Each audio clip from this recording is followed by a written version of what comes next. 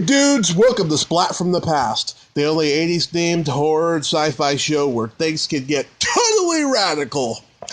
Now today is a very special episode of Splat from the Past because I am interviewing a gorgeous, sexy actress who is in an astounding list of 80s cult classic movies. She's best known, of course, for Friday the 13th, Part 6, Jason Lives, Darcy DeMoss. But of course, she was also in so many other great movies like Can't Buy Me Love, Hardbodies, Reform School Girls, oh my God, Body Double, For Keeps. She was on an episode of The Brady's. I mean, she's been in so much great stuff, and I'm having her on the show today to talk about all that stuff and talk about what she's up to now. And I can't wait. It's been a long time coming, but here it is. Here is my interview with Darcy DeMoss.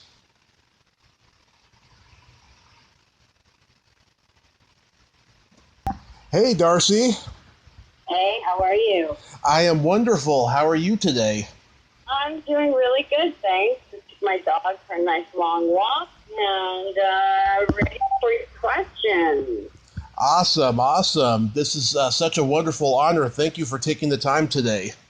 Oh, for heaven's sake, thank you so much. And I'm sorry it took it was a little bit of a hassle getting the date and time and everything. But here we are.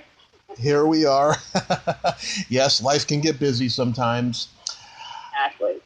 So, how are you? Oh, I'm wonderful. The sun is out today here in Redding, California, and I can't complain. Oh, gosh, I just drove by you yesterday on my way back from Palm Springs. Really? Yeah. Wow, what a fun... Isn't that the Redding that I'm thinking of? Well, it's here in Northern California. Okay. Oh, okay. So you're not on the way to Palm Springs. No, I'm just a couple hours away from Sacramento. Oh, okay, got it. Oh, okay. So Yeah. You had mentioned that 2 to 3. Can we clip it down to about half an hour at least? Sure. Most. I think it's great. I appreciate it. Thank you. Okay, let us begin then. Okay. So, going back in time, did you gravitate toward acting early on?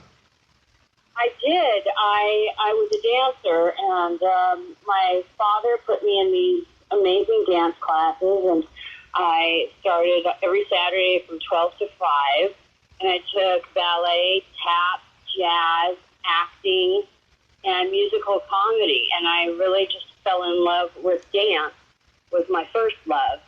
And one of my best friends is an actress who you may have heard of. Her name is Helen Hunt.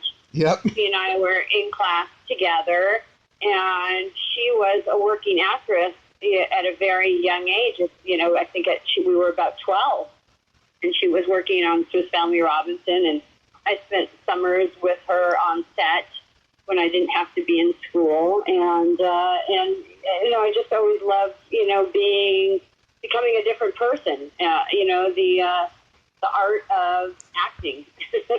I truly fell in love with it. But I always looked older when I was younger, when they usually want actresses or actors that are older that look younger. Yeah. A frequent guest of mine told me she used to dance with you. Jan Gann Boyd. Yeah. Did I do a film with her? No, she said that you two were in dance class together many years ago. Okay. Well, the name sounds familiar. I'd have to put it with a face. Yeah, I don't know if we were studied with Joe Tremaine or if we were at the American National Academy of Performing Arts. Yeah, she's the little Asian girl in a chorus line in the movie. Oh, well, I did. That's super cool. I love her. Yeah, she's awesome. Yeah. So did you do any school plays or community theater growing up? I did a couple of school plays in junior high, and I also did a little bit of community theater with Helen. And Helen and I went to school together as well. So not as much I would have liked to, but because I was really focused on my dance classes, and I got several scholarships with dance, and then I ended up going to a private school where I graduated with 12 people, and it was really small. 12 people. So there were, I wasn't a cheerleader in school. They saved that for me when I turned to be into an actress, where every time I turned around, I had pom-poms in my hands. And you're originally from L.A.? I'm born and raised in Hollywood. I still live in the Hollywood Hills. I live 1 minute from the house that I grew up in, which I still own. Nice.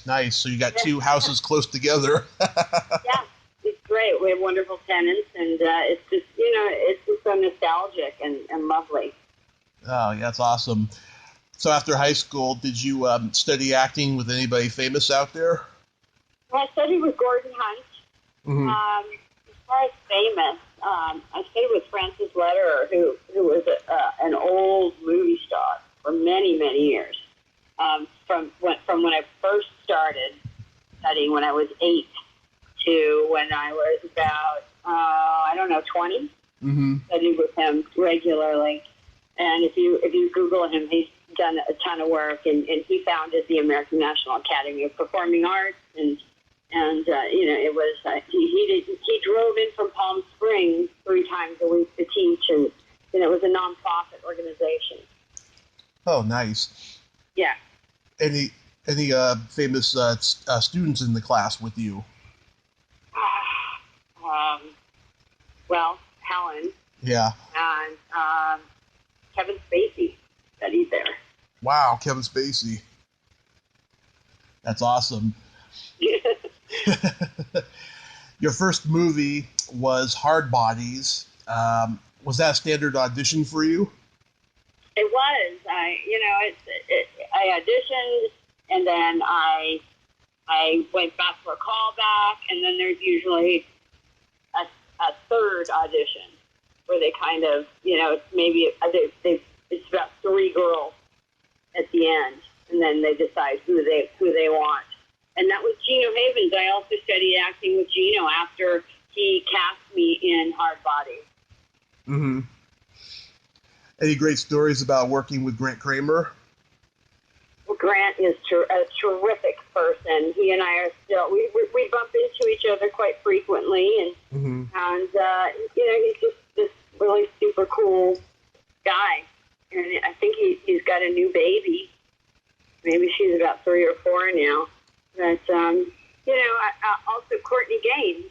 Yep. I worked with Courtney, and that was my first film, and I became a SAG member, and Courtney and I went on to do Can't Buy Me Love together. Yep. Yeah, Grant Kramer, I've met and interviewed him. He's a very nice guy, very humble. Yes, especially with his amazing mother. Oh, Terry Moore, yeah. Yeah. How about working with Christy Summers? Christy was terrific. I think I did 2 films with her. I can't remember what the other one was, but she was terrific. Is she still around? I haven't heard or seen her. I've messaged her on Facebook to come on the podcast. I don't even think she's on Facebook that often. Oh, okay. Yeah. Well, if you do speak to her, tell her I said hello. I sure will. She had a great personality. Mm-hmm. It comes across on screen. Yes, very bubbly and vivacious. Then you did Brian De Palma's Body Double. You were the uncredited barefoot dancer in the nightclub. How did you? Here's the funny thing. I wasn't in the nightclub. I was in the elevator, and I had just a brief encounter with Craig Wasson, I believe his name is. Yeah, Craig Wasson. So, and Brian De Palma was a little scary. He was I wouldn't say scary, he was just a little intimidating because I was so young and, green at the time. Yeah.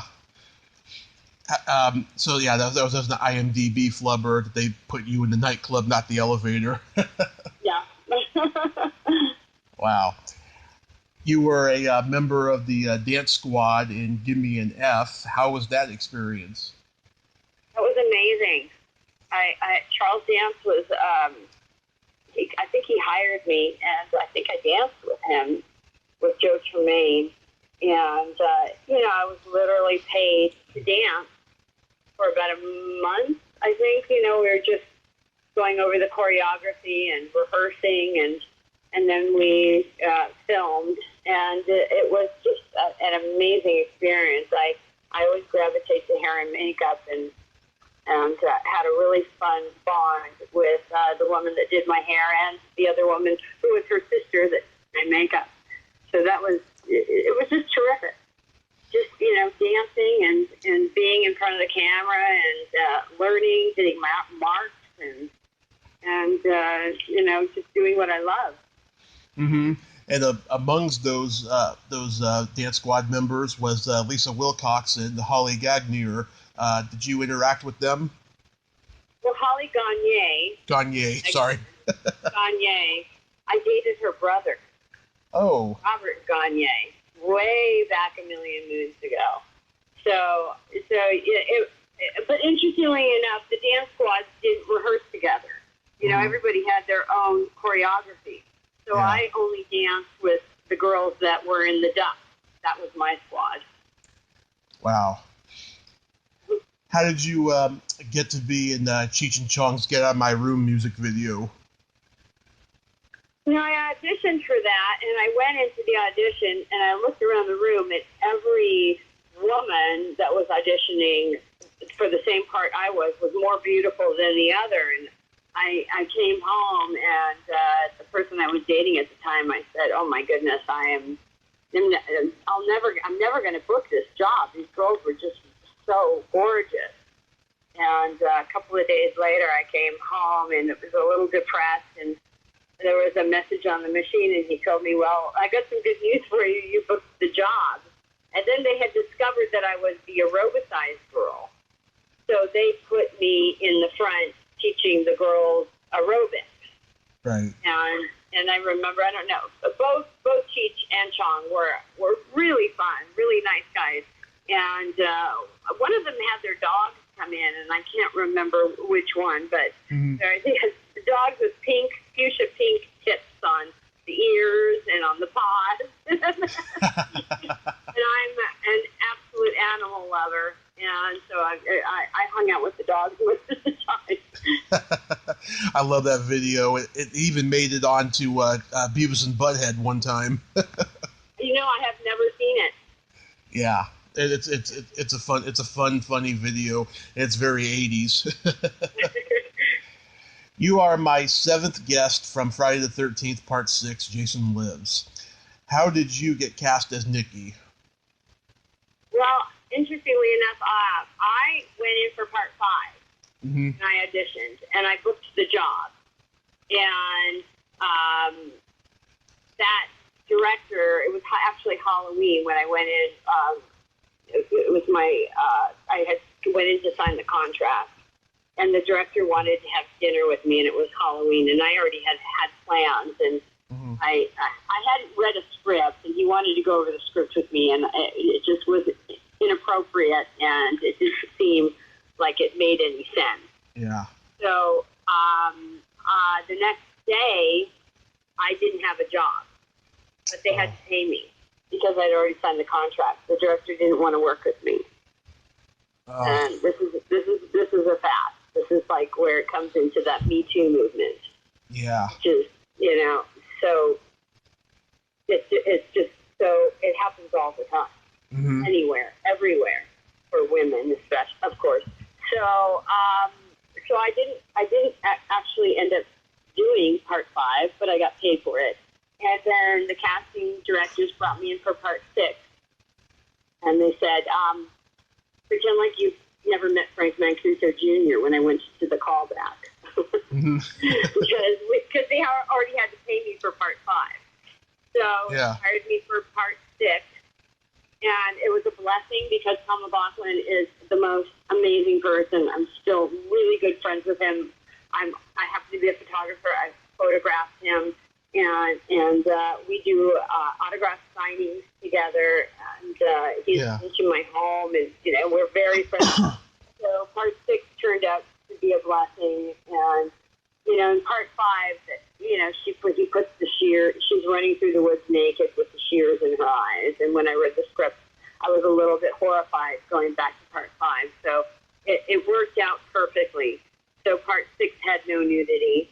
And I got this amazing director, and my co-star was absolutely fabulous. And Tom and I are still good friends. Tom Friedley. Yeah. Did a signing together in Tampa, Florida. Yeah, and we talk once in a while, and it's like, I had been to him in 20 years, and it's like not a minute passed. We just picked up where we left off, and that's what true friendship is all about.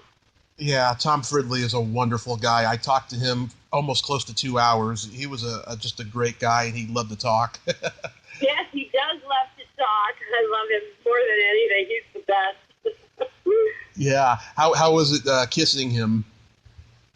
Kissing him? Well, that was 33 years ago, so I'm sorry, I don't really recall. But we're great friends, and that's the most important factor. Mm-hmm. A kiss is a kiss. And it's really uncomfortable. When you're on a set, you've got people around you, and people are lighting, and people are doing things, and it's just, so it's very distracting. So there's nothing sexy about filming a kiss or a love scene when you're making a movie. How about any good anecdotes about your death scene in general, like working with CJ? Well, CJ was such a gentleman and very kind, and he was concerned about hurting me, and I said, let's just go for it. I really want to feel like I'm terrified. I want to make it look as real as possible. And, we really battled. I don't know if you, there was the bathroom scene which is where my death scene is. Right. It had doors that, it was just like a 6 by 6. I mean, I don't know, it was a little tiny space, but they kept taking walls off, and then they took the ceiling off, and the camera kept moving around, and over and over and over we shot it from every angle, and and he was concerned about, he literally had to take the back of my head to push it into the mirror, and he was concerned, he didn't want to get too close, and I just put my trust in him, which is what you really kind of have to do when you're an actor, put your trust in your fellow actor. And I have the longest death scene, apparently, out of any of the actors. Yeah. From Friday the 13th, and I'm 5'2", and I'm 107 pounds. So it really looked real. I'm sorry, my phone's ringing. I'm not going to get it. That's okay. Yeah. Were you a fan of the series already? I had seen it.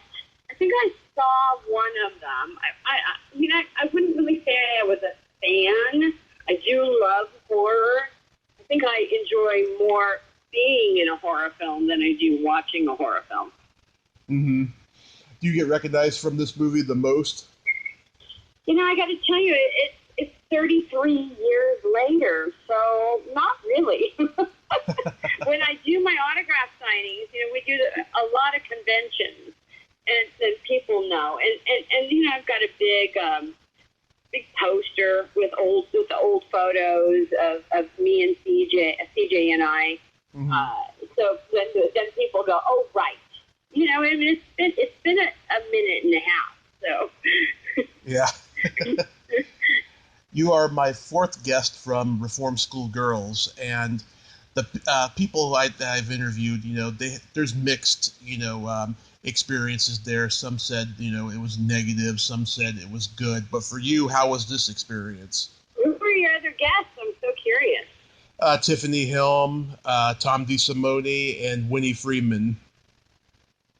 Oh, cool. Okay. I had a great experience on it. It was long, hard hours, and we really worked our tushies off. But I don't have anything negative to say, and I love Tom. Tiffany was great.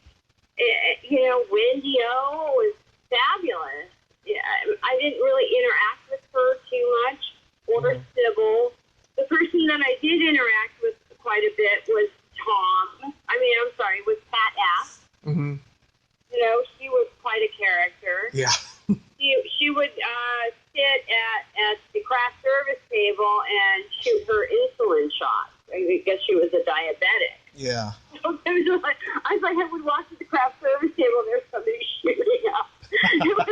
It kind of threw me off a bit. It's awkward. A little, but I think that's where the nurse and the medic was. So she there. But I have a big giant poster from Reform Schoolgirls. Yeah. And it's in my house. And, I had a fun time on that film.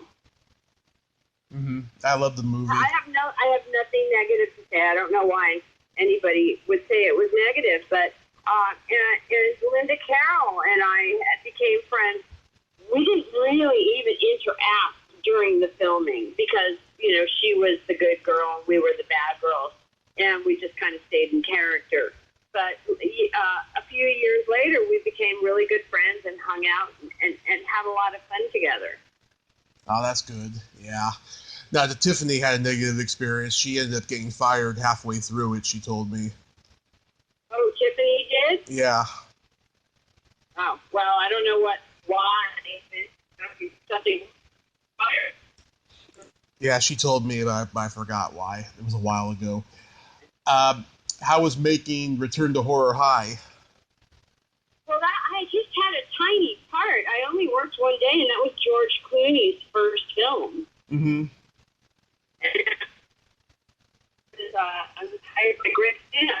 He was a producer, and they had to make a dummy. They had to make a dummy head, and again, there I am, a cheerleader. So I had a friend that said they were in Aspen or someplace, and there was a photo of me and Greg Sims, and Greg Sims is holding up my dead dummy face. Yeah. By the head, which I didn't even know there was a photo that existed, but it's just one of those day player roles. Sometimes you just go and you work a day, or you work a month, work 2 months. You just never, it depends on the size of the role, but I had a tiny part in that. I think I played Cherry. Yeah. Oh, my goodness. Wow, I just threw that out of the back of a hat. Sherry Haynes was her name. Sherry Haynes, cheerleader, right. Any great stories about working on Can't Buy Me Love? Oh, I wouldn't even know where to begin. Can't Buy Me Love is my all-time favorite film that I've worked on. And we went to Tucson, Arizona, and I was really excited to work on this film. And I met the cast, and prior to filming, I told a friend, I said, oh, this is going to be great. I'm going to do that. I'm going to really get to know these girls. Maybe we'll do a bar hop and, have a couple of drinks and let down our hair and really get to know each other. Well, I met the two girls. They were both 15 years old that were my co-stars, Amanda Peterson and Tina Caspery. Mm-hmm. So just by saying that, obviously I wasn't going to go bar hopping with them.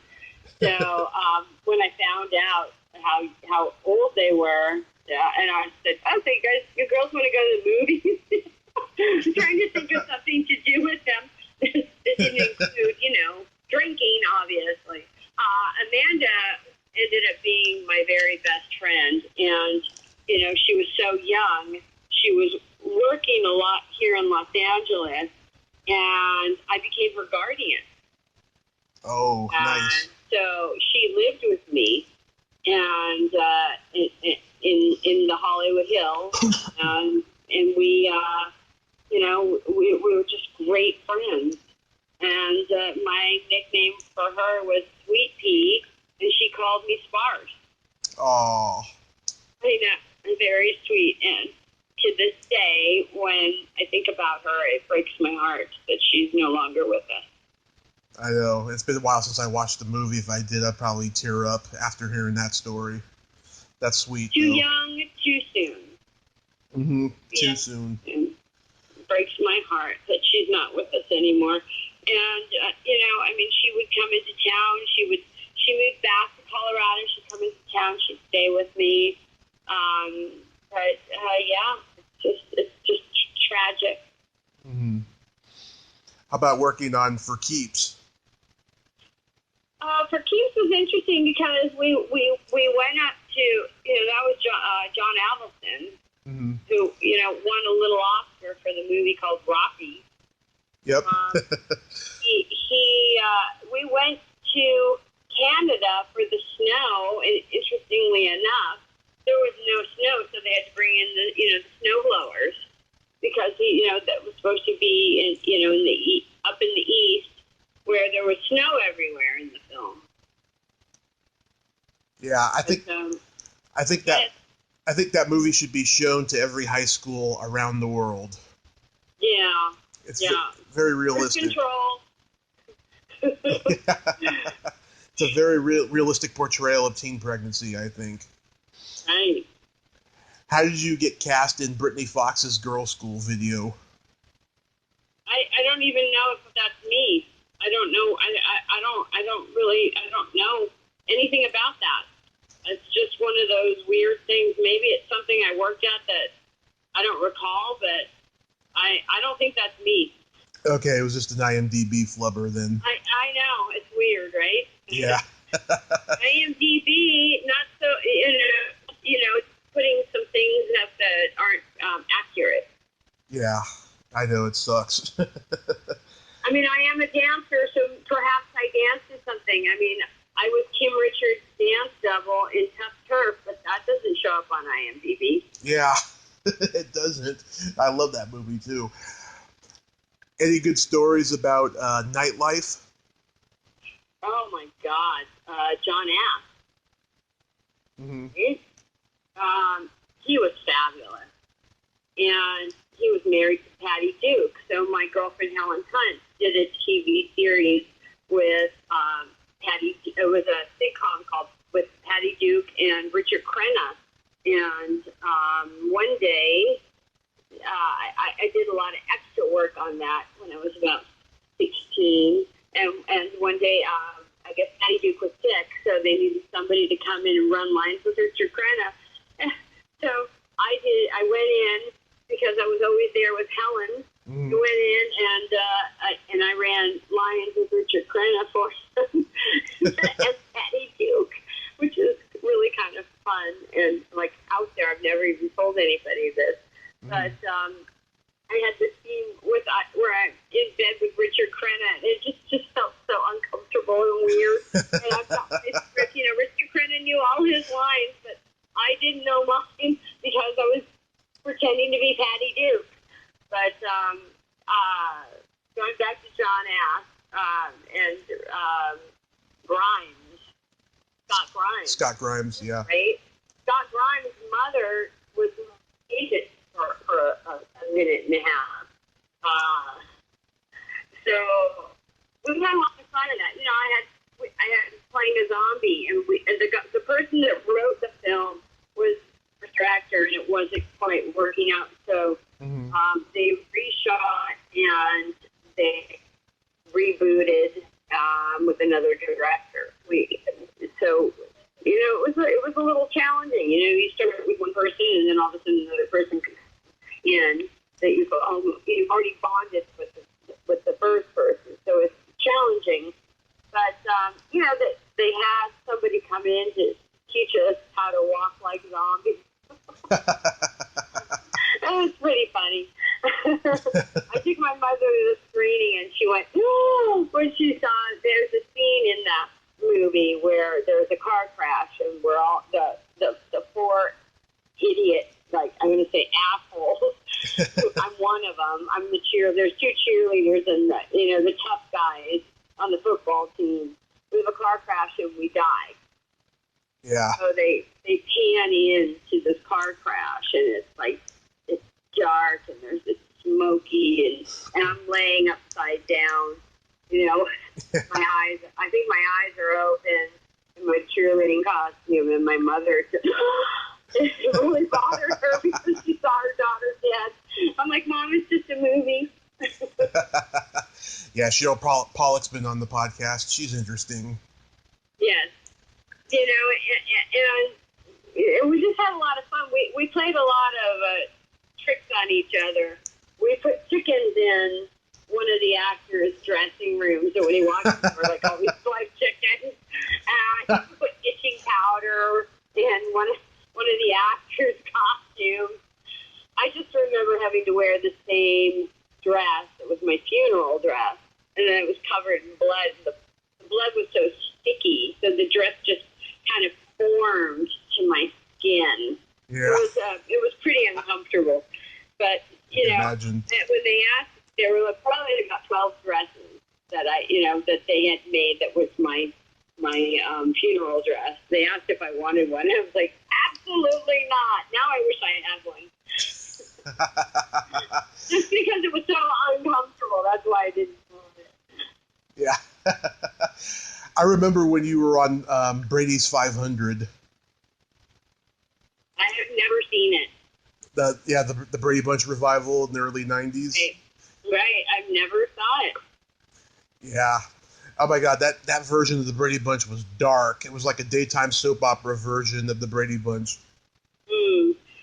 Interestingly, when I was growing up, my neighbor, she ended up marrying Christopher Knight. Mm-hmm. So I was working with Christopher Knight while she was married to him. They're no longer together. But, it's just such a small world when you live in Los Angeles or anywhere. Mm-hmm. How did you get to host Playboy's Home Shopping? Well, I was hired. I did a TV series called Eden, mm-hmm. and I filmed. It was like a sexy soap opera, and we filmed in Mexico. So I lived in Manzanillo, Colima, for 11 months, and so after I had finished that, I became friendly with some people, and I don't know, somebody was. I think I was their first host on that, if my memory serves me correctly. It was interesting, but Playboy called me because I had, worked with Playboy. Mm-hmm. And I was hosting, I was selling the Kama Sutra love drum and, like 60 items on Playboy, and I was fully clothed, and my hair and makeup was done beautifully, and I worked with, I think Eric Middleman directed that. Mm-hmm. Did you ever pose for Playboy? I did a pictorial for Playboy. Myself and Barbara Allen Woods, we were the two women that were the stars of the Playboy series Eden. Mm-hmm. Were you trying to... Interestingly enough, I'm going to Mexico. I'm going back to Manzanillo, Colima next week. I have a friend that I had met there when I did Eden, and he has a beautiful property with like all these casitas on it, and so I'm going to celebrate his birthday. He's going to be 85. Wow, 85. Right? Yeah. That's amazing. Were you trying to go for a more edgy image after being in mainstream movies for so long? I don't think I was trying for anything. When you're an actor, you just want to work. Yeah. Maybe some actors feel that they need to change their image or change things up, but I kind of hit every genre, as an actress, which is pretty great. I got comedy, I've got sci-fi, I've got horror, I've got I just lost my train of thought, but I hit a lot of them, which was really wonderful, as an actress. Mm-hmm. So versatile. Did you leave acting for a while? I didn't. I got married. I remodeled a home. I got into photography. I have a website called it's www.exoticvisuals.com. I photograph wildlife. I've been to Africa 7 times. Wow. Animals are my absolute passion. And I got into doing photography, being behind the camera, which I love. And I also got behind the camera producing a bit, working on a few things right now. I produced a reality TV show that unfortunately didn't sell. Mm-hmm. It's tough. It's a tough industry. But I love being in front and behind the camera. Oh, that's wonderful. Do you have any upcoming convention appearances or projects that you'd like to plug? I did something great. Are you familiar with him? Who again? Tom Six. Tom Fix. No. He did the Human Centipede. Oh, okay. Yeah. Okay, so the Human Centipede trilogy. I have a film that I did with him. I'm not sure when it's coming out or what's happening with it. It's called the Onania Club. It's really dark. It's very disturbing.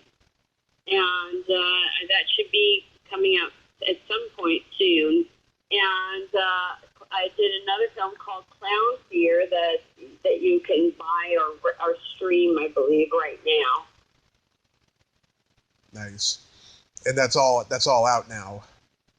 The Clown Fear is out. The Onania Club is they're waiting. I mean, I don't know when or why or anything.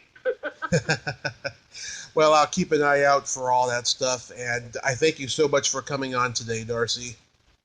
Well, thank you so much. And I do have a website, DarcyDeMoss.com, where you can check up on me and you can get autographed photos or merchandise. And then please check out my exoticvisuals.com website with my photography. I would really appreciate it. I absolutely will, Darcy. You are a lot of fun. Thank you so much. Oh, I've got one more thing. Go ahead. Hit me up on Instagram, please. Darcy DeMoss 19. Oh. DarcyDeMoss 19. I will hit the follow button on Instagram.